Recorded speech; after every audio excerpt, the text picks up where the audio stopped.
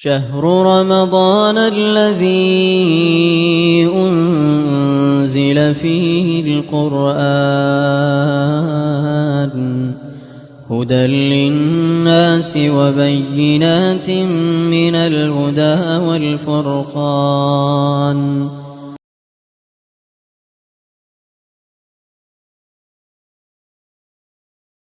الحمد للہ والصلاة والسلام علی رسول اللہ، اما بعد. اعوذ باللہ من الشیطان الرجیم، بسم اللہ الرحمن الرحیم. الحمدللہ، اللہ کی توفیق سے آج ہم نے قرآن حکیم کے تیسرے پارے کی تلاوت جو ہے سماعت کی ہے. اس پارہ میں کل 125 آیات اور 17 رکوع ہیں. 2 صورتوں کا مجموعہ ہے، اس کے اندر 2 صورتوں کے اجزاء ہیں. نمبر 1 پہ سورۃ البقرہ کا آخری حصہ، یعنی کہ اس کی آخری 34 آیات اس کے اندر موجود ہے، اور دوسرا سورۃ آل عمران کی ابتدائی 91 آیات اسی پارے کے اندر موجود ہے. اللہ تبارک و تعالی نے اس پارہ کے شروع میں ہی آیت الکرسی کو ذکر کیا ہے. یہ وہ آیت ہے جس کے بارے میں حضرت ابی بن کعب رضی اللہ تعالیٰ عنہ بیان فرماتے ہیں کہ رسول اللہ صلی اللہ علیہ وسلم نے مجھے یہ ارشاد فرمایا، اے کعب، کیا تو جانتا ہے کہ قرآن حکیم میں سب سے زیادہ عظمت والی آیت کون سی ہے؟ تو میں نے کہا، اے اللہ کے نبی صلی اللہ علیہ وسلم، جی ہاں، میرے علم کے مطابق سب سے زیادہ عظمت والی اگر قرآن کی کوئی آیت ہے تو وہ آیت الکرسی ہے. تو نبی علیہ الصلاۃ والسلام نے ان کے سینے پہ تھپکی دی اور فرمایا، اللہ تجھے تیرا علم مبارک کرے، یعنی کہ تو نے بالکل درست جواب دیا ہے. قرآن حکیم میں عظمت کے اعتبار سے سب سے بڑی عظمت والی آیت ہے تو وہ یہی آیت الکرسی ہے. مستدرک حاکم میں آتا ہے، رسول اللہ صلی اللہ علیہ وسلم کا ارشاد گرامی ہے، آپ نے فرمایا یہ اکیلی ایک آیت ربع قرآن کے برابر ہے، یعنی کہ 7.5 پاروں کے برابر اکیلی یہ آیت آیت الکرسی ہے. اسی طرح صحیح البخاری میں وہ مشہور حدیث حضرت ابو ہریرہ رضی اللہ تعالیٰ عنہ کی جو ہے کہ 3 راتیں شیطان پاس آتا رہا ہے اور اس نے آ کے آخر میں یہ بات بتلائی کہ میں آپ کو ایک ایسی چیز بتلا دیتا ہوں کہ اگر وہ آپ پڑھیں تو آپ کی عزت، جان، مال سارا کچھ محفوظ ہو جائے گا. تو حضرت ابو ہریرہ رضی اللہ تعالیٰ عنہ نے ان سے پوچھا تو اس نے یہ جواب دیا کہ تو آیت الکرسی کو پڑھ لیا کر. نبی علیہ الصلاۃ والسلام کے پاس آ کے جب اس بات کو ذکر کیا تو نبی علیہ الصلاۃ والسلام نے فرمایا، ذاک شیطان، یہ شیطان ہے جو 3 راتیں تیرے پاس آتا رہا ہے. قد صدق فإنہ کذوب، اب یہ سچ بول گیا ہے جبکہ ہے حقیقت میں یہ جھوٹا ہے. لیکن یہ بات اس نے بالکل درست کہی ہے کہ جب آدمی آیت الکرسی پڑھ لیتا ہے تو پھر اللہ تبارک و تعالیٰ شیطان کے حملوں سے اس انسان کو دور رکھ لیتے ہیں. اسی طرح رسول اللہ صلی اللہ علیہ وسلم نے فرمایا کہ کوئی شخص ہر فرض نماز کے بعد آیت الکرسی پڑھتا ہے تو اس کے اور جنت کے درمیان اگر کوئی چیز ہے تو وہ صرف اور صرف موت ہی ہے. کیا مطلب؟ کہ ہر فرض نماز کے بعد آیت الکرسی پڑھنے والا شخص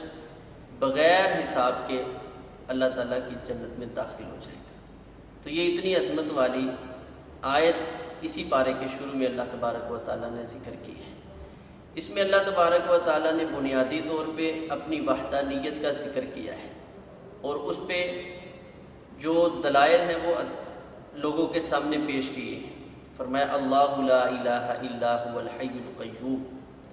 اللہ عبادت کے لائق ہے، اس کے سوا کوئی عبادت کے لائق نہیں ہے. کیوں؟ الحی وہ زندہ ہے، لوگوں کو زندگیاں عطا کرنے والا ہے، اور ساتھ ہی فرمایا القیوم، زندہ تو لوگ بھی ہیں لیکن لوگوں کی زندگی کے کئی ذرائع ہیں، کئی اسباب ہیں۔ القیوم وہ اللہ زندہ بھی ہے اور کسی ذریعے کا وہ محتاج نہیں ہے، کسی سبب کی اسے ضرورت نہیں ہے زندگی کے لیے، وہ اس کی ذات، اس کا نفس جو ہے اس کو کسی بھی سبب اور ذریعے کی ضرورت نہیں ہے۔ اور پھر فرمایا لا تأخذہ سنۃ ولا نوم، اللہ تبارک و تعالی اس قدر قائم اور دائم ہے کہ اسے کبھی اونگ نہیں آتی، اس کو کبھی نیند نہیں آتی۔ لہ ما فی السماوات و ما فی الارض، جب اللہ تعالیٰ اس قدر قائم و دائم ہے تو اسی کی ملکیت ہے یہ جو کچھ آسمانوں اور زمینوں میں موجود ہے، یہ سارا کا سارا اللہ تبارک و تعالیٰ کی ملکیت ہے۔ کہنے کا مقصد یہ ہے کہ زمین و آسمان میں کوئی کتنا بھی بڑا ظالم جابر کیوں نہ ہو، لیکن اللہ تبارک و تعالیٰ کے سامنے وہ ایک ذرہ برابر کی حیثیت نہیں رکھتا۔ لہ ما فی السماوات و ما فی الارض، یہ ساری کی ساری چیزیں اس کی مخلوق ہیں، اس کی مملوک ہیں، سب پہ اس کا آرڈر چلتا ہے، کسی کی کوئی بات اس اللہ کے خلاف نہیں چل سکتی۔ پھر اللہ تبارک و تعالیٰ نے فرمایا من ذا الذی یشفع عندہ الا بإذنہ، پہلے الفاظ میں جابر لوگوں کا اشارتاً ذکر کیا ہے، اور ان دوسرے الفاظ میں من ذا الذی یشفع عندہ الا بإذنہ، اللہ تبارک و تعالیٰ یہ ذکر کر رہے ہیں کون ہے وہ ذات جو اس کے ہاں سفارش کر سکے۔ مطلب جس طرح کوئی جابر اور ظالم اس کی کوئی حیثیت نہیں ہے، اسی طرح اللہ تبارک و تعالیٰ کے سامنے کوئی کتنا ہی عبادت گزار کیوں نہ ہو، کتنی ہی اللہ کی بندگی کرنے والا کیوں نہ ہو، اب وہ کسی بھی مقام پہ فائز کیوں نہیں ہو گیا، اس کی یہ حیثیت نہیں ہے کہ اس کی محبت کے سامنے میرا رب مجبور ہو جائے۔ تو اللہ تعالیٰ من ذا الذی یشفع عندہ الا بإذنہ، کوئی کتنے بھی مقام حاصل کیوں نہ کر لے، اس کو یہ جرت نہیں ہے کہ وہ اللہ کے سامنے کھڑا ہو کے بات بھی کر سکے، الا بإذنہ، ہاں جس کو میرا رب اجازت دے کہ بھی آپ بات کریں، سفارش کریں، کسی کے حق میں بولیں، تو صرف وہی بول سکتا ہے۔ یعلم ما بین ایدیہم وما خلفہم، اتنا مضبوط وہ خالق اور مالک ہے تو اس سے کوئی چیز مخفی نہیں ہے، جو کچھ آسمانوں زمینوں میں ہے وہ سارے کا سارا اس کے علم میں ہے۔ ولا یحیطون بشیء من علمی، اور اس کے علم کا کوئی احاطہ نہیں کر سکتا، اتنا وسیع علم کا مالک ہے۔ وسع کرسیہ السماوات، اس کی کرسی، اس کی عظمت یہ آسمان اور زمینوں سے بڑھ کے ہے، اور فرمایا ولا یؤودہ حفظہما وہو العلی العظیم، ان دونوں زمینوں اور آسمانوں کی حفاظت اور ان کا خیال کرنا، اپنے بندوں کی ضروریات کو پورا کرنا، اس اللہ خالق کائنات کو تھکاتی نہیں ہے۔ کیوں؟ وہو العلی، وہ بلند ہے، ہر قسم کی برائی سے، ہر قسم کے عیب سے میرا اللہ بلند ہے، بری ہے، العظیم، اور بڑی عظمت والا ہے، دنیا کی ہر اچھائی جو میرے رب کے لائق ہے، اللہ تبارک و تعالیٰ اس اچھائی کے ساتھ متصف ہے۔ تو اللہ تبارک و تعالیٰ نے یہ اپنا مکمل تعارف اس صورت کے اندر کروایا، اس آیت کے اندر کروایا ہے، جسے آیت الکرسی کہا جاتا ہے۔ اس کے بعد اللہ تبارک و تعالیٰ نے حضرت ابراہیم علیہ السلام کا واقعہ ذکر کیا ہے، جو حاکم وقت جسے نمرود کہا جاتا ہے، اس کے ساتھ جو حضرت ابراہیم علیہ السلام کی بات چیت ہوئی ہے۔ حضرت ابراہیم علیہ السلام نے اپنے اللہ کا تعارف اس حاکم وقت کے سامنے پیش کیا، تو فرمایا کہ میرا رب وہ ہے الذی یحیی و یمیت، جو لوگوں کو زندگی بھی دیتا ہے اور مارتا بھی ہے۔ تو اس ظالم نے حضرت ابراہیم علیہ السلام کی بات کو سمجھا نہیں۔ حضرت ابراہیم علیہ السلام تو یہ سمجھانا چاہتے ہیں کہ اللہ تبارک و تعالیٰ زندگی اور موت کے مالک ہے، تو اس نے سمجھا کہ جو اللہ تبارک و تعالیٰ اسباب لوگوں کے اندر پیش کرتے ہیں زندگی اور موت کے، بیماری ہے، کسی کو قتل کر دیتا ہے، اس نے سمجھا کہ یہی آدمی زندگی اور موت کا مالک بن جاتا ہے۔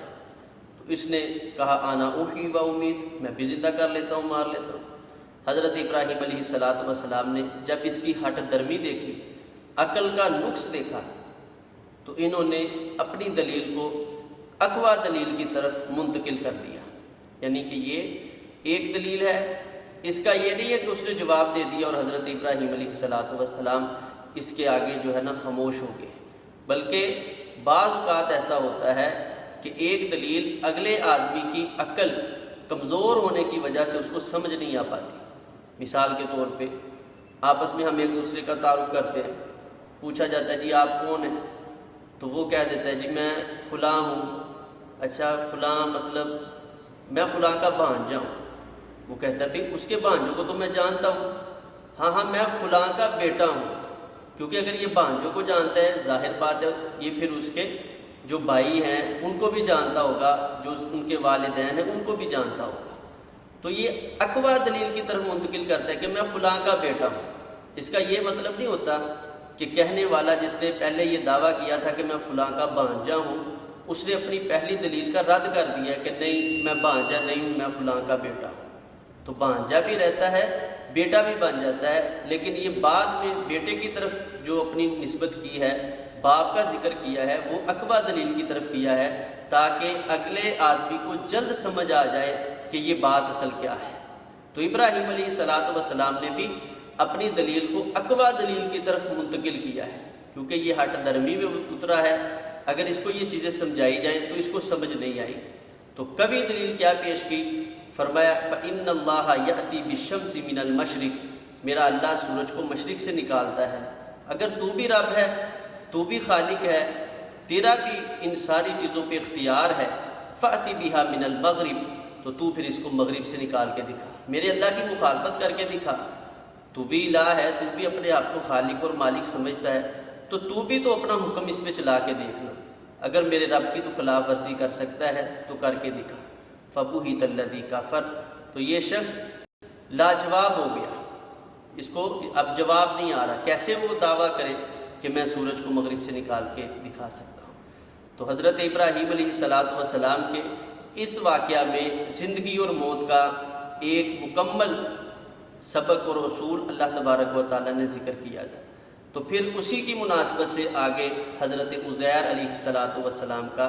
ذکر کیا ہے کہ اللہ تبارک و تعالیٰ کا جو زندگی اور موت کا مالک ہونا، اس سے کیا مراد ہے۔ یہ نہیں ہے کہ اگر کسی کو قتل ہونا تھا تو اس کی جی موت لکھی ہوئی ہے تو اس کو چھوڑ دیا ہے کہ جی اس کو میں نے زندگی دی ہے، عام آدمی کو پکڑ کے قتل کر دیا تو دیکھے جی میں نے اس کو مارا ہے۔ مارنے والی ذات اللہ کی ہے، یہ بطور ذریعہ اور سبب استعمال ہوا ہے۔ تو اللہ تبارک و تعالیٰ نے پھر یہ زندگی اور موت کا مسئلہ سمجھایا ہے۔ 100 سال تک حضرت عزیر علیہ السلام کو اللہ تبارک و تعالیٰ نے اس مقام پہ ایک جگہ پہ موت دی ہے، اس کے بعد اللہ تبارک و تعالیٰ نے ان کو اٹھایا ہے اور ان کی آنکھوں کے سامنے ان کے گدھے کو جس کی ہڈیاں بکھری ہوئی تھیں، اللہ تبارک و تعالیٰ فرماتے ہیں وَانظُرْ إِلَىٰ حِمَارِكَ، اپنے گدھے کی طرف دیکھیں تاکہ یہ آپ کے لیے اور لوگوں کے لیے اس کو ہم نشانیاں بنا دیں۔ اور کیسی نشانی بنی ہے کہ پھر دیکھتے ہی دیکھتے ان ہڈیوں پہ جو گوشت ہے، ماس اور جسم ہے وہ چڑھنا شروع ہو گیا۔ تھوڑی دیر کے بعد یہ گدھا کھڑا ہو کے اپنی آواز کے اندر ہانکنا شروع ہو گیا۔ تو حضرت عزیر علیہ السلام نے اللہ تبارک و تعالیٰ کی کمال قدرت کا یہ مشاہدہ کیا اور اس پہ جو ہے ان کا ایمان اور یقین مزید بڑھ گیا۔ اسی طرح ابراہیم علیہ السلام کا اللہ تبارک و تعالیٰ نے بھی ذکر اسی جگہ پہ کیا ہے۔ انہوں نے اللہ تبارک و تعالیٰ سے اس بات کا ذکر کیا ہے کہ اے اللہ مجھے عینی علم عطا کر، یقینی علم، اور میرا ایمان یہی ہے کہ میرا رب لوگوں کو مرنے کے بعد زندہ کرے گا، لیکن میں اب یہ مسئلہ لوگوں کو سمجھانا چاہتا ہوں، تو مجھے عینی یعنی مشاہدے والا علم یہ عطا کر دے اللہ میرے سامنے، تم مردوں کو زندہ کر کے دکھا۔ تو اللہ تبارک و تعالیٰ نے اطمینان قلب کے لیے حضرت ابراہیم علیہ السلام کے ایمان میں اضافے کے لیے یہ عمل کروایا۔ 4 پرندوں کا حکم دیا، ان کو پکڑا گیا، ذبح کیا گیا، ٹکڑے بنائے گئے اور مختلف پہاڑوں پہ رکھا گیا۔ مفسرین لکھتے ہیں ان کے ایک ایک پرندے کے حضرت ابراہیم علیہ السلام نے نام رکھے ہوئے تھے، ان کو ستایا ہوا تھا، اور پھر ان کے جو سر ہیں وہ پکڑ کے حضرت ابراہیم علیہ السلام اس طرح آواز دیتے تو وہ مختلف پہاڑوں کے اوپر جو پڑے ہوئے گوشت کے ٹکڑے تھے وہ بھاگ بھاگ کے دوڑ کے اڑ کے اپنے سر کے ساتھ آ کے لگ جاتے، اور حضرت ابراہیم علیہ السلام کے ہاتھ میں ہی یہ پرندہ جو ہے بالکل زندہ ہو کے اڑنا شروع کر دیتا۔ تو یہ اللہ تبارک و تعالیٰ نے کمال قدرت کے ساتھ مشاہدے اور ہمارے لیے یہ کیوں چیز پیش کی ہے؟ اس لیے کہ ہمارا جو ایمان ہے بعث بعد الموت، مرنے کے بعد دوبارہ اٹھنا، جیسا کہ ہم نے پہلے بھی ذکر کیا ہے، یہ انتہائی اہم ترین ایمان کا حصہ ہے کہ آدمی کا دل، ایمان جو ہے، یقین جو ہے وہ اس بات پہ ہو کہ اللہ تبارک و تعالیٰ نے مجھے ایک نہ ایک دن اپنے سامنے کھڑا کرنا ہے۔ اسی طرح اس کے بعد اللہ تبارک و تعالیٰ نے لوگوں کو اپنے راستے میں خرچ کرنے کی ترغیب دی ہے اور اس کے آداب سکھائے۔ پہلا ادب یہ سکھایا ہے کہ اللہ کے راستے میں خرچ کرنا ہے تو اللہ کی رضا کے لیے کرنا ہے۔ اگر اخلاص نہیں ہے تو اس چیز کو خرچ کرنے کا کوئی فائدہ نہیں ہے۔ اسی طرح جو مال اللہ کے راستے میں آپ جس پہ خرچ کر رہے ہیں، آپ اس پہ احسان نہیں کر رہے، بلکہ آپ اس کی ضرورت کو پورا کر کے نیکیاں حاصل کر رہے ہیں۔ اگر اس کو فائدہ ہو رہا ہے آپ کے مال سے، آپ کی کسی چیز سے، تو آپ کو بھی اس کی وجہ سے فائدہ ہو رہا ہے، اور اس کی وجہ سے مال کے اندر فراوانی آتی ہے، مال صاف ستھرا ہو جاتا ہے، پاک ہو جاتا ہے۔ رسول اللہ صلی اللہ علیہ وسلم کا ارشاد گرامی ہے، فرمایا انتم ترزقون بضعفائکم، لوگوں کو جو مال دیا جاتا ہے نا، رزق دیا جاتا ہے، یہ جو گھروں کے اندر، خاندانوں کے اندر اور اسی طرح علاقوں کے اندر جو کمزور لوگ ہوتے ہیں، نبی علیہ السلام نے فرمایا ان لوگوں کی وجہ سے تم کو مال دیا جاتا ہے تاکہ تم اللہ کے راستے میں خرچ کرو، ان لوگوں کی ضرورت کو پورا کرو۔ کیونکہ ایک وقت عمر بن عبدالعزیز رحمہ اللہ کے دور میں ایسا بھی آ گیا تھا کہ لوگ اپنے صدقات ہاتھ میں لیے پھرتے تھے، قبول کرنے والا کوئی نہیں تھا۔ آپ ذرا تصور کریں، آج ہمیں کتنا سکون ہوتا ہے ہم کسی کی ضرورت کو پورا کرتے ہیں۔ تو اگر یہ پیسہ، یہ مال ہمارے پاس ہو اور ہم اس کو لیے پھریں کہ بھی اس کو خرچ کرنے کی کوئی جگہ مل جائے اور جگہ ہمیں نہ ملے، تو پھر سوچے کہ یہ ہماری ذہن کے لیے، ہمارے جو ہے سوچ کے لیے کتنی بڑی فکر والی بات ہے۔ تو یہ اللہ تبارک و تعالیٰ کا ہمارے اوپر احسان ہے کہ اللہ تبارک و تعالیٰ نے ہمیں مال عطا کیا ہے اور ہمارے معاشرے میں کمزور لوگوں کو رکھا ہوا ہے کہ ہم اللہ کے راستے میں خرچ کر کے دلی سکون محسوس کر لیتے ہیں۔ تو اللہ تبارک و تعالیٰ نے یہ چیز سمجھائی ہے کہ لوگوں کو تکلیف نہیں دینی، ان پہ احسان نہیں کرنا، اللہ کی رضا کے لیے خرچ کرنا ہے۔ تیسری چیز جو بیان کی ہے وہ یہ ہے کہ دکھلاوے کے لیے نہیں کرنا، ریاکاری کے لیے نہیں کرنا۔ نبی علیہ السلام نے فرمایا، میرے صحابہ آپ کو علم ہے سب سے پہلے اللہ تبارک و تعالیٰ جہنم میں کن لوگوں کو گرائے گا؟ وہ کوئی زانی نہیں ہوں گے، شرابی نہیں ہوں گے، مشرک نہیں ہوں گے، اللہ تعالیٰ کی ذات کا انکار کرنے والے نہیں ہوں گے، بلکہ وہ مسلمان ہوں گے، اور مسلمانوں میں سے قرآن کا قاری ہوگا، وہ مسلمانوں میں سے اللہ کے راستے میں لڑنے والا مجاہد اور شہید ہوگا، اللہ کے راستے میں اپنا مال خرچ کرنے والا سخی ہوگا۔ ان تینوں کو جہنم میں سب سے پہلے کیوں گرایا جائے گا؟ کہ ان کے اعمال میں دکھلاوا آ گیا تھا، لوگوں سے جو ہے مبارک لینا، لوگوں سے جو ہے اس کی خوشامد کروانا، یہ مقصود ہو گیا تھا۔ تو آج اللہ کے راستے میں خرچ کرے، رسول اللہ صلی اللہ علیہ وسلم کے فرمان کے مطابق کہ دایاں ہاتھ خرچ کرتا ہے تو بائیں کو بھی پتہ نہیں چلتا۔ سلف صالحین میں ایسے لوگ ملتے ہیں کہ وہ دایاں اور بایاں کیا، دائیں کو بھی پتہ چلنے نہیں دیتے تھے، اس انداز میں اپنی جیب میں ہاتھ ڈالتے، جو کچھ مل جاتا خاموشی کے ساتھ اللہ کے راستے میں اس کو خرچ کر کے چل دیتے، تاکہ بائیں کو کیا، میرے دائیں کو بھی پتہ نہ چلے، میرے نفس کو بھی پتہ نہ چلے میں نے اللہ کے راستے میں کیا خرچ کیا۔ تو اس انداز میں اللہ کے راستے میں خرچ کرے، اللہ کی رضا کے لیے، لوگوں کو دکھلاوا جو ہے وہ مقصود نہ۔ یہ اللہ تبارک و تعالیٰ نے ہمیں اپنے راستے پہ خرچ کرنے کے آداب سکھائے ہیں۔ اس کے ساتھ ساتھ جس طرح مال خرچ کرنا ضروری ہے، یہ بھی ضروری ہے کہ ان لوگوں کو دیا جائے جو حقدار ہیں۔ ویسے تو دیکھیں کہ کسی بھی آپ آدمی کو کوئی چیز کھلاتے ہیں، حتیٰ کہ نبی علیہ الصلوۃ والسلام نے فرمایا ایک لقمہ جو آدمی اپنی بیوی کے منہ میں ڈالتا ہے وہ اس کا بھی اجر اور ثواب اور اس کے لیے بھی صدقہ لکھ دیا جاتا ہے کہ اس نے یہ ایک لقمہ اللہ کے راستے میں صدقہ کیا، بال بچوں پہ، گھر والوں پہ، خاندان والوں پہ خرچ کرنا، اس کا بھی ثواب ہے۔ لیکن ضرورت مند لوگوں پہ اپنا مال خرچ کرنا یہ انتہائی ضروری عمل ہے۔ رسول اللہ صلی اللہ علیہ وسلم نے فرمایا، جامع ترمذی میں روایت آتی ہے، آپ نے فرمایا کہ اللہ تبارک و تعالیٰ 5 سوال کریں گے ہر آدمی سے، اور اس وقت اس آدمی کے جو پاؤں ہیں یہ ہل نہیں سکیں گے جب تک یہ آدمی میدان حشر میں ان 5 باتوں کا جواب نہیں دے دے۔ ایک آدمی کی جوانی ہے، ایک عمر ہے، اور 2 سوال آدمی کے مال کے بارے میں، من این اکتسب، تو نے مال کہاں سے حاصل کیا ہے اور کس جگہ اس کو خرچ کیا ہے۔ یہ 2 سوالوں میں مال حاصل کیا ہے حلال طریقوں سے، جائز طریقے سے، اور پھر جب مال تیرے پاس آ گیا ہے، فراوانی آ گئی ہے، تو نے اس کو خرچ کیا ہے، تو کیا یہ دیکھ کے خرچ کیا ہے کہ جن کو دے رہا ہے وہ حقدار ہے کہ نہیں حقدار، جس جگہ پہ خرچ کر رہا ہے وہ لوگ اس چیز کے اہل ہیں کہ نہیں، کیا جیسے رسول اللہ صلی اللہ علیہ وسلم کا ارشاد ہے، لا یأکل طعامک الا تقی، آپ کا کھانا جب بھی کھائے کوشش کریں متقی لوگوں کو کھلائیں، نمازی لوگوں کو کھلائیں۔ اور اس جگہ بھی اللہ تبارک و تعالیٰ نے اسی چیز کا ذکر کیا ہے، فرمایا للفقراء الذین احصروا فی سبیل اللہ، اللہ کے راستے میں کچھ لوگوں کو روک دیا جاتا ہے، ان کی مصروفیات دن رات یہی ہوتی ہیں، مساجد کا خیال کرنا، مدارس کا اہتمام کرنا، دین کے علم کو جو ہے فروغ دینا، اس کے لیے، اور فرمایا وہ لوگوں کے سامنے اپنا ہاتھ نہیں پھیلاتے اور خود وہ اتنی طاقت نہیں رکھتے کہ ذریعہ معاش الگ سے کوئی بنا سکے۔ یحسبهم الجاہل اغنیاء من التعفف، جو جاہل لوگ ہیں وہ دیکھتے ہیں بھی انہوں نے تو کبھی سوال ہی نہیں کیا، اس نے تو کبھی کسی کے سامنے ذکر ہی نہیں کیا مجھے کسی چیز کی ضرورت، وہ کہتے ہیں نہیں ان کے پاس تو ماشاءاللہ بڑی فراوانی ہے، کوئی حقدار ڈھونڈتے ہیں، کوئی ایسا کرتے ہیں، ان لوگوں کو دیتے ہیں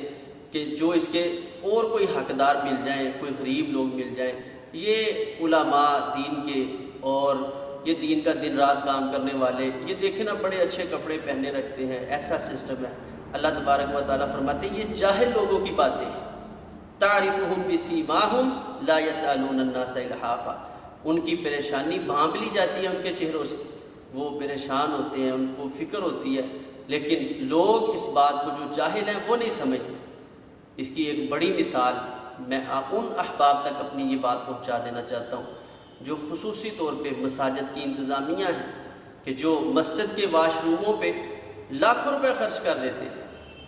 لیکن وقت کے امام، وقت کے خطیب اس کی ضرورت پورا کرنے کے لیے بڑے حساب و کتاب لگاتے ہیں، جی آپ کا اتنا وظیفہ تھا، اس مہینے میں آپ کو اتنا دے دیا گیا ہے، اتنے آپ کے باقی رہ گئے۔ یہ ایسے سوال کر کے علماء کی عزت پہ حرف لانا یہ مناسب بات نہیں ہے۔ بڑی بڑی اچھی انتظامیہ بھی موجود ہے، یہ نہیں میں سب کو کہہ رہا ہوں، لیکن یہ چیز بہت زیادہ معاشرے میں پائی جاتی ہے۔ تو اگر مسجد کے واش روموں پہ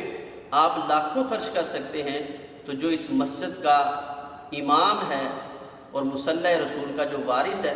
اس پہ بھی آپ مسجد کے پیسوں میں سے جتنا مرضی چاہے خرچ کر سکتے ہیں۔ تو نبی اللہ تبارک و تعالیٰ نے اس جگہ ان لوگوں کا خصوصی ذکر کیا ہے کہ بھئی اللہ کی رضا کے لیے خرچ کرنا ہے، حقدار لوگ، اور حقدار وہ سب سے زیادہ حقدار ہیں جو آدمی متقی ہے، دین کے ساتھ محبت کرنے والا ہے۔ آپ دیکھیں مسجد کے اندر نمازی ہے تو ان نمازیوں میں سے کوئی نمازی کمزور ہے اس کی مدد کرے سب سے پہلے، نہ کہ ادھر ادھر پہلے بھاگیں۔ اسی طرح خاندان میں دیکھیں نیک آدمی ہے لیکن مالی طور پہ وہ کمزور ہے، اس کے ساتھ زیادہ تعاون کریں۔ اللہ تبارک و تعالیٰ کو یہی چیز مطلوب ہے۔ اس کے ساتھ اللہ تبارک و تعالیٰ نے پھر اس سورت کے آخر میں، سورۃ البقرہ کا آخر میں اللہ تبارک و تعالیٰ نے 2 آیات کا ذکر کیا ہے، آمن الرسول بما انزل الیہ من ربہ والمؤمنون۔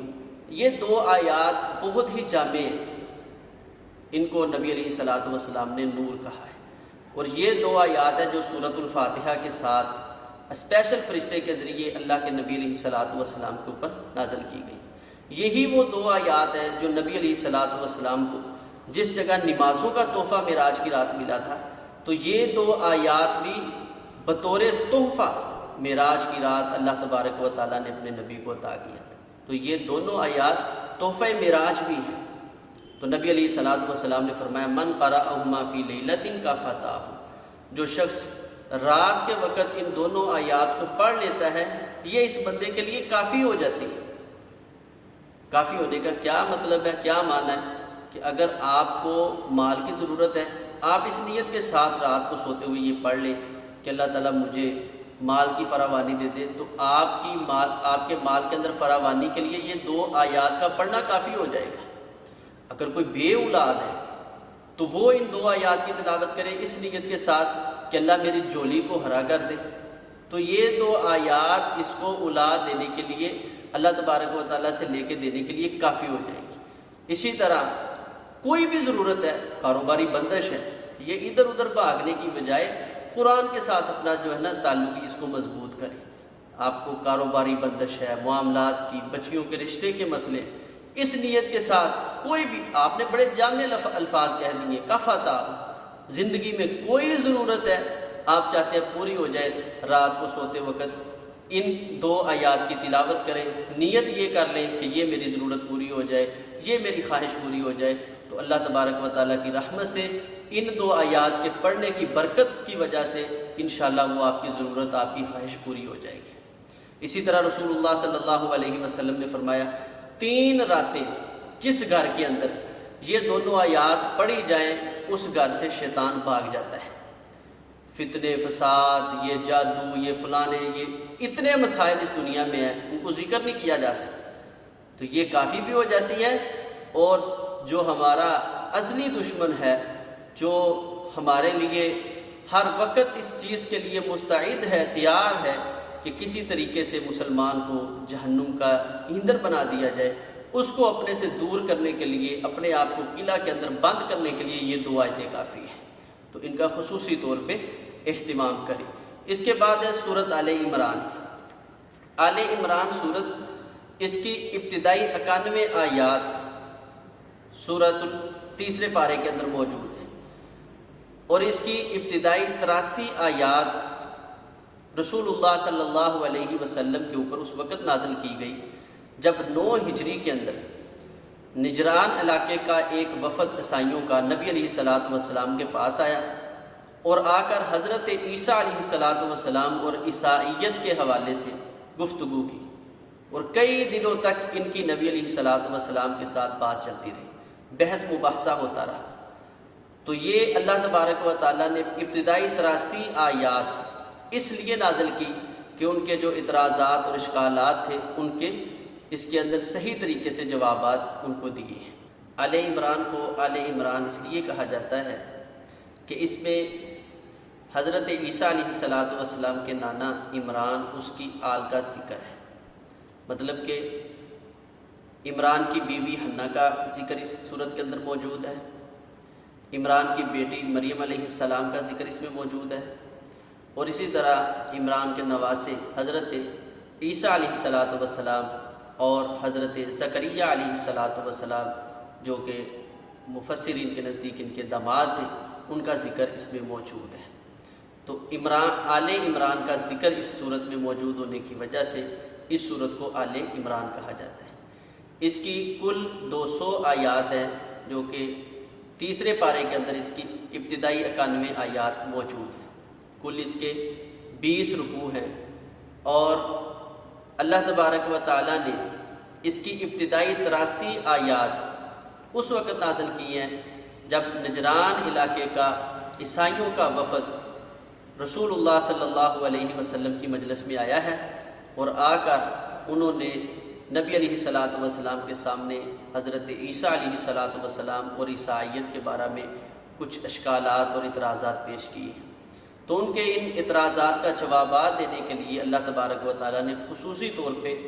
ابتدائی 83 آیات کو نازل کیا ہے۔ اس کے شروع میں اللہ تبارک و تعالیٰ نے جو ذکر کیا ہے الف لام میم اللہ لا الہ الا هو الحی القیوم، تو اس کو اسم اعظم کہا جاتا ہے۔ رسول اللہ صلی اللہ علیہ وسلم نے فرمایا کوئی بھی شخص اسم اعظم کے ساتھ دعا کرتا ہے، یعنی ان الفاظ کو پڑھ کے اللہ سے کوئی بھی اپنی جائز ضرورت جو ہے وہ مانگتا ہے، اللہ تبارک و تعالیٰ اس کو پورا فرما دیتے ہیں۔ صحابہ نے پوچھا وہ اسم اعظم کیا ہے؟ جس جگہ آپ نے کئی اور چیزوں کا ذکر کیا ہے، اس جگہ آپ نے یہ اللہ لا الہ الا هو الحی القیوم جو کہ آیت الکرسی کے شروع میں بھی گزر گیا ہے اور سورۃ آل عمران کے شروع میں بھی ہے، اس کو اسم اعظم قرار دیا ہے۔ تو جب بھی اللہ سے دعا کریں اس کا ساتھ ذکر کریں اور اس کے ساتھ اللہ تبارک و تعالیٰ کی حمد کریں، اللہ لا الہ الا هو الحی القیوم۔ اس کے بعد اللہ تبارک و تعالیٰ نے اس صورت کے اندر حضرت مریم علیہ السلام کی والدہ کا ذکر کیا ہے، جو انہوں نے اللہ تبارک و تعالیٰ کے سامنے نظر مانی تھی اور اللہ تبارک و تعالیٰ سے یہ دعا کی تھی کہ اللہ مجھے بیٹا عطا کرے تو میں اس کو اللہ کے راستے میں اللہ کے دین کے لیے وقف کر دوں گی۔ لیکن جیسے ہی اس نے بچے کو جنم دیا ہے تو وہ بیٹے کی بجائے جو ایک خواہش تھی اس کی بجائے ایک بچی کو جنم دیا ہے جس کا نام مریم رکھا ہے، اور اس جگہ انہوں نے ایک بڑے ہی جامع الفاظ کہے وَلَيْسَ الذَّكَرُ كَالْأُنثىٰ، مذکر مرد بچہ اور بچی یہ دونوں آپس میں برابر نہیں ہو سکتے۔ یہاں ایک بات میں آپ کو بتا دوں کہ ہمارے ہاں عمومی طور پہ یہ بات ذکر کی جاتی ہے کہ آدمی 5-7 سال گزر جائے شادی کو تو کہتے ہیں جی اللہ تعالیٰ مجھے چلے بیٹی ہی دے دے، یا اللہ تعالیٰ مجھے اولاد دے دے بے شک کسی طرح کی بھی۔ تو یہ مایوسی والے الفاظ نہیں کہنے چاہیے۔ اللہ تبارک و تعالیٰ سے جب بھی مانگنا ہے عمدہ مانگنا ہے، اچھا مانگنا ہے۔ مایوسی والے الفاظ مومن بندے کو زیب نہیں دیتے۔ میرے کہنے کا مطلب یہ ہے کہ جب بھی آپ اللہ سے دعا کریں تو یہ دعا کریں اے اللہ مجھے نیک صالح بیٹا عطا فرما۔ نیک صالح بیٹے کی ہمیشہ انبیاء کا طرز زندگی دیکھ لیں۔ حضرت زکریا علیہ السلام نے کیا دعا کی تھی؟ فَحَبْ لِي مِن لَّدُنْكَ غُلَامًا، اللہ مجھے لڑکا عطا کرنا۔ ادھر حنا نے نظر مانی ہے تو اس نیت سے کہ میں نے اللہ سے لڑکا لینا ہے۔ ہاں اگر لڑکی پیدا ہو جائے تو اس پہ واویلا نہیں کرنا، جو جاہلانہ انداز ہے وہ نہیں اپنانا، اپنے آپ کو معیوب نہیں سمجھنا، بلکہ اس کے لیے اس پہ صبر کرنا ہے اور اس کی تربیت کرنی ہے اس نیت کے ساتھ کہ اگر میں اس کی اچھی تربیت کروں گا تو اللہ تبارک و تعالیٰ نے اس کے بدلہ میں میرے لیے جنت کا اعلان کیا ہے۔ ہمارے ہاں بڑی ایک کمی یہ پائی جاتی ہے، آپ نے عمومی دیکھا ہوگا علماء کرام نے، فیس بک ہے، یہ جو جتنا بھی یہ سوشل میڈیا ہے اس میں یہ چیز بڑی باور کروائی جاتی ہے کہ بیٹی کی عظمت، بیٹی کی عظمت، بیٹی قابل احترام ہے، عورت ذات قابل عزت ہے، لیکن میں بڑے صاف الفاظ میں اس چیز کو بیان کر دینا چاہتا ہوں، اللہ تبارک و تعالیٰ سے جب بھی مانگے بیٹا مانگے، بیٹیاں نہیں مانگے، کیونکہ قیامت کی یہ نشانی ہے کہ قیامت کے نزدیک عورتوں کی کثرت ہو جائے گی۔ بیٹی کی تربیت کرنا یہ باعث اجر ہے۔ اس کی مثال ایسے سمجھ لیں، رسول اللہ صلی اللہ علیہ وسلم نے فرمایا انا و کافل الجتیم فی الجنت کہایتین، میں اور یتیم کی کفالت کرنے والا جنت میں اس طرح ہوں گے۔ اب ایک آدمی یہ چاہتا ہے میں اللہ کے نبی علیہ السلام کی رفاقت لوں تو وہ یہ دعا کرے اللہ میرے بھائی کو مار دے تاکہ میں اپنے یتیم بچوں کی کفالت کروں، بڑا باعث اجر معاملہ ہے۔ تو نبی علیہ السلام نے یہی فرمایا، جس کو اللہ تبارک و تعالیٰ نے 2 بیٹیاں عطا کی فصبر علیہن، اس پہ وہ صبر کرتا ہے تو یہ 2 بیٹیاں اس باپ کے لیے جہنم سے پردہ ہو جائیں گی، آڑ ہو جائیں گی۔ یہ بیٹیوں کی تربیت کی فضیلت ہے، لیکن اس کا یہ معنی نہیں ہے کہ ہم 2 گھنٹے یہی تقریر کریں کہ بیٹی کی بڑی عظمت ہے اور بیٹے کی بالکل حیثیت ہی ختم کر دیں۔ کسی بھی قوم جو ہے اس کی اصل جو قوت ہوتی ہے، افرادی قوت، وہ مردوں کی ہوتی ہے۔ اور آپ کو پتہ ہے کہ فرعون نے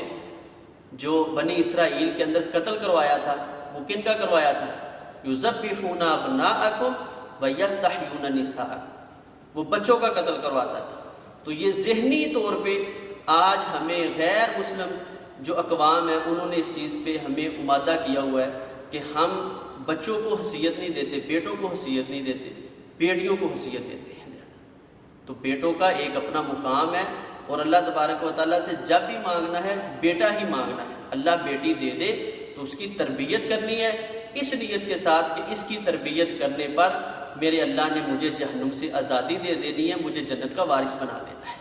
تو ماں جی حنہ نے بھی یہی بات کہی، وَلَيْسَ الذَّكَرُ كَالْأُنثىٰ، مذکر اور مؤنث کبھی آپس میں برابر نہیں ہو سکتے۔ تو جس جگہ دین کا کام مذکر نے کرنا ہے، مؤنث یعنی عورت وہ کام نہیں کر سکتی۔ تو اس کے ساتھ حضرت حنہ ہے، اس کے اسباق میں ہمیں یہ بھی ایک سبق ملتا ہے کہ انہوں نے فوراً انی اعیدھا بک وذریتھا من الشیطان الرجیم، اپنی اولاد کو جب عورت دیکھی ہے تو خصوصی طور پہ اس کے لیے پہرے لگائے ہیں، اور سب سے پہلا پہرا کیا لگایا ہے؟ اے اللہ اس کو میں تیری پناہ میں دیتی ہوں، اور اسی کو نہیں اس کی اولاد کو بھی دیتی ہوں۔ اور اللہ تبارک و تعالیٰ نے پھر اس ماں کی دعا کو کیسے قبول کیا ہے؟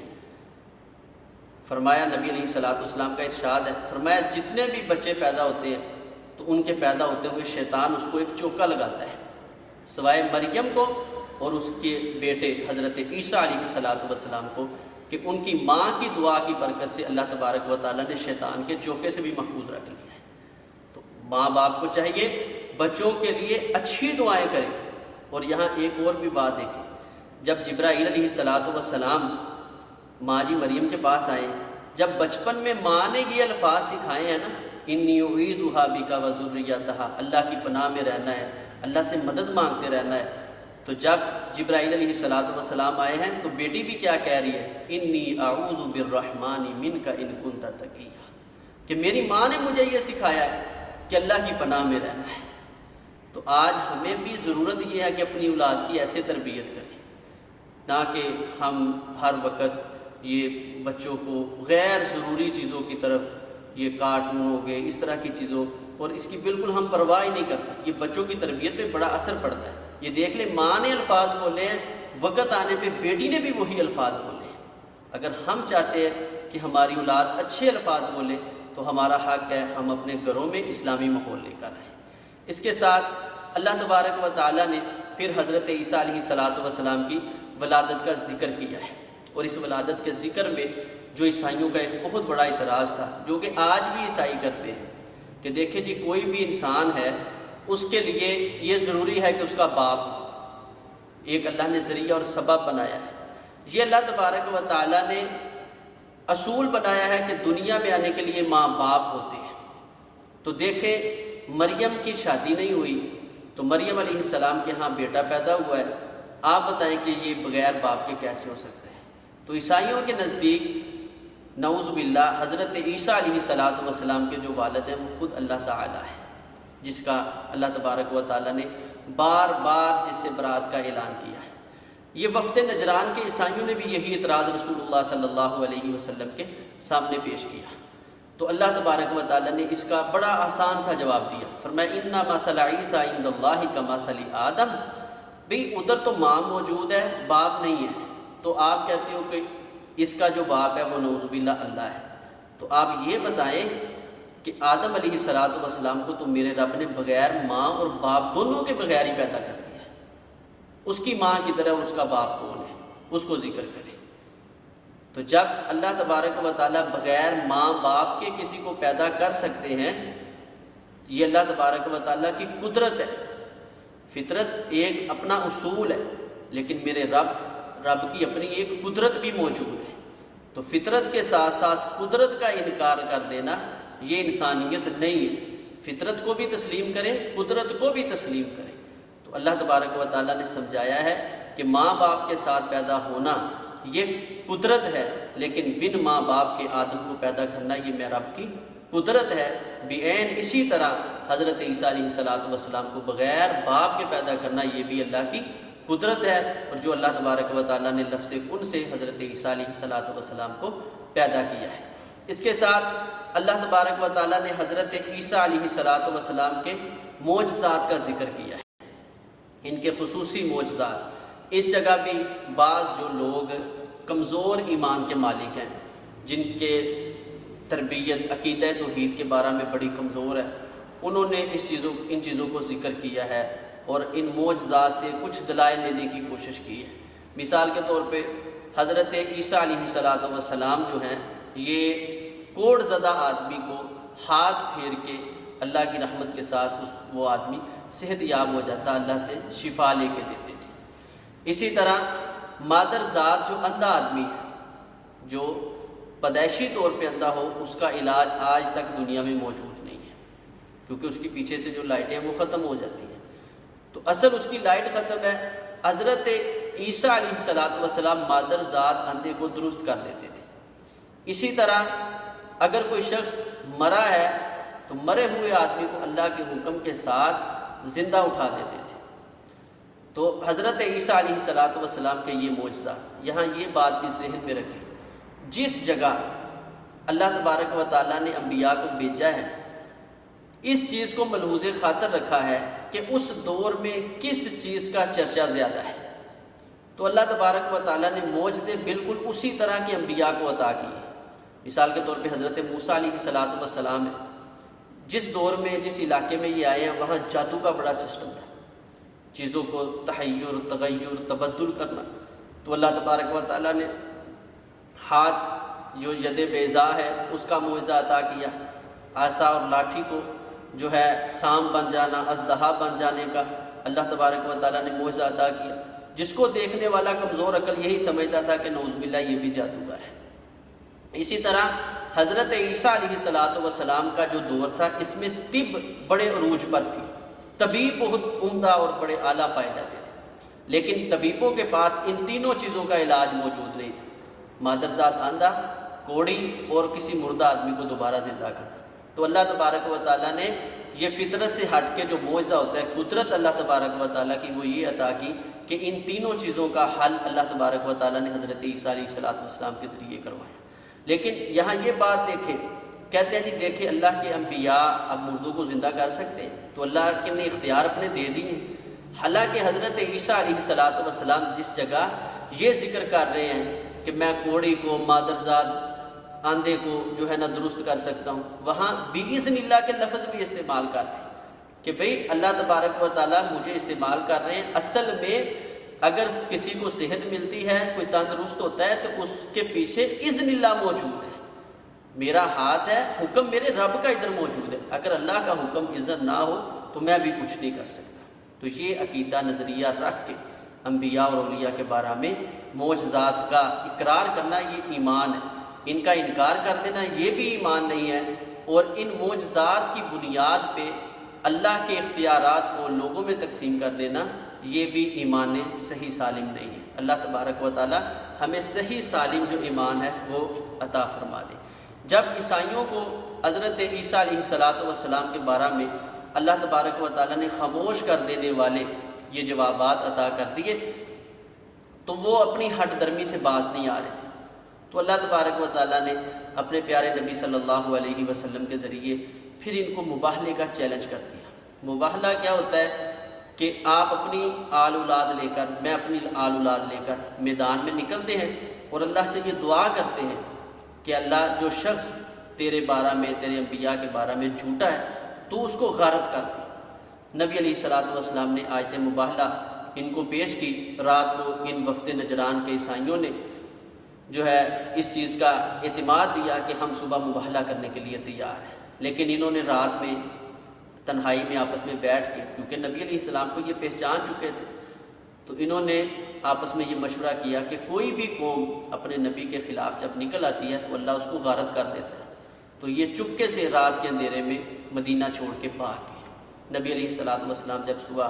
مسجد میں آئے ہیں، آپ نے دیکھا کہ یہ لوگ موجود نہیں ہیں، آپ نے فرمایا کہ اگر وہ ادھر ہوتے اور صبح میرے ساتھ وہ میدان میں نکل جاتے، مجھے اللہ کی قسم ہے آسمان سے آگ آتی اور ان کو جلا کے راہ کر کے رکھ دیتی۔ یعنی کہ یہ عیسائیوں نے نبی علیہ السلام کو اس قدر تک پہچان لیا تھا، اور یہ کتاب و سنت کی، رسول اللہ صلی اللہ علیہ وسلم کی نبوت کی حقانیت ہے کہ اس دور کے عیسائی بھی نبی علیہ الصلوۃ والسلام کے آگے سے جو دم دما کر بھاگ چکے تھے۔ تو یہ آج کے عیسائیوں کو بھی، غیر مسلم اقوام کو بھی یہ پیغام ہے کہ قرآن و سنت کی روشنی میں عیسائیت کا مطالعہ کریں اور حضرت عیسیٰ علیہ الصلوۃ والسلام کے بارے میں جو صحیح عقائد اور نظریات ہیں ان کو اپنا کر رسول اللہ صلی اللہ علیہ وسلم کی نبوت پر ایمان لے آئیں، تاکہ ان کی دنیا اور آخرت کی نجات جو ہے وہ اسی چیز کے اندر پوشیدہ ہے۔ اس کے ساتھ اللہ تبارک و تعالیٰ نے پھر اپنے نبی، کیونکہ اب عیسائی تو لاجواب ہو گئے، تو اپنے نبی کی نبوت کا ذکر کیا ہے کہ تم تو عیسائی ہو۔ وَإِذَا أَخَذَ اللَّهُ مِيثَاقَ النَّبِيِّينَ لَمَا آتَيْتُكُم مِّن كِتَابٍ وَحِكْمَةٍ، فرمایا کہ اللہ تبارک و تعالیٰ نے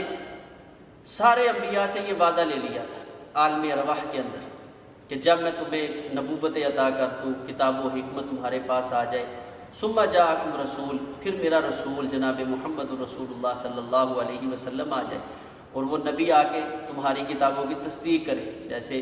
ہمارے نبی نے آ کے ہمیں یہ تعلیم دی ہے کہ تورات اور انجیل یہ منزل من اللہ ہے۔ یہودیوں اور عیسائیوں کے پاس جو کتابیں تھیں وہ منزل من اللہ تھی، جس میں انہوں نے تحریف کر لی، تو اس کی تصدیق کی ہے۔ فرمایا پھر تمام انبیاء کا کام کیا ہے؟ لَتُؤْمِنُنَّ بِهِ، اپنا منصب نبوت اس کو چھوڑ کر تم نے میرے نبی کی ذات پہ ایمان لے کے آنا ہے، وَلَتَنْصُرُنَّ، اور دین کے کام میں میرے نبی کی مدد کرنی ہے۔ تو یہ انبیاء کی ڈیوٹی لگائی ہے۔ تو اے عیسائیوں اور دیگر اقوام جو بھی اپنے بارے میں اپنے نبی کا دعویٰ کرتی ہے، یہودی ہے، سب کو یہ پیغام ہے